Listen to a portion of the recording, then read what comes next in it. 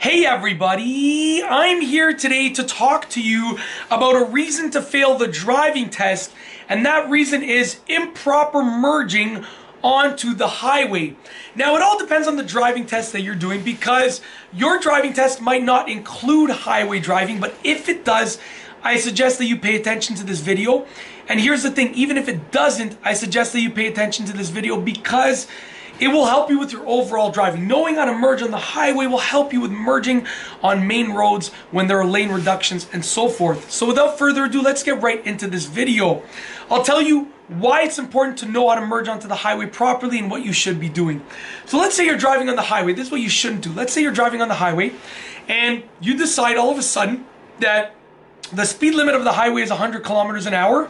But you're just going to push the gas pedal a bit, get up to about 70 kilometers an hour, and you're going to try and merge at that speed.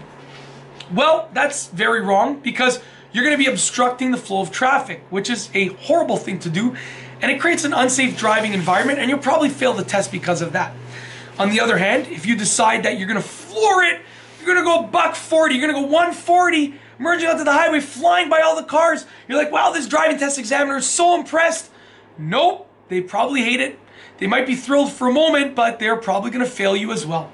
So with that being said, you got to know how to merge onto the highway properly, and this is how you do it.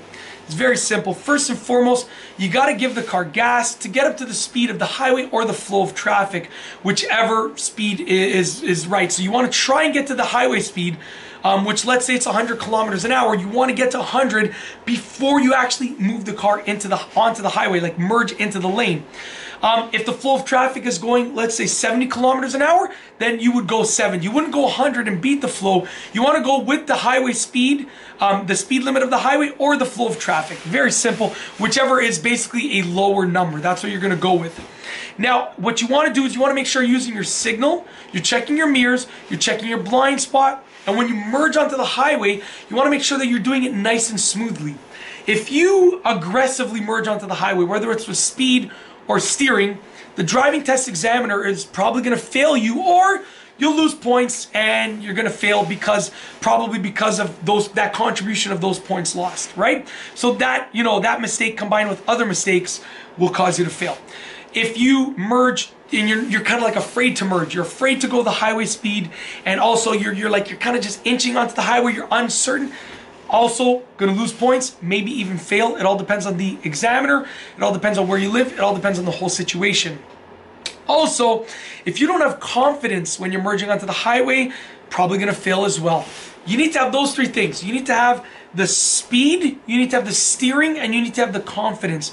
And maybe a fourth thing, the safety checks as well. But I would put that hand in hand with the confidence, because you get the confidence by doing the safety checks. If you don't check your mirrors, you're not going to feel confident merging onto the highway, right?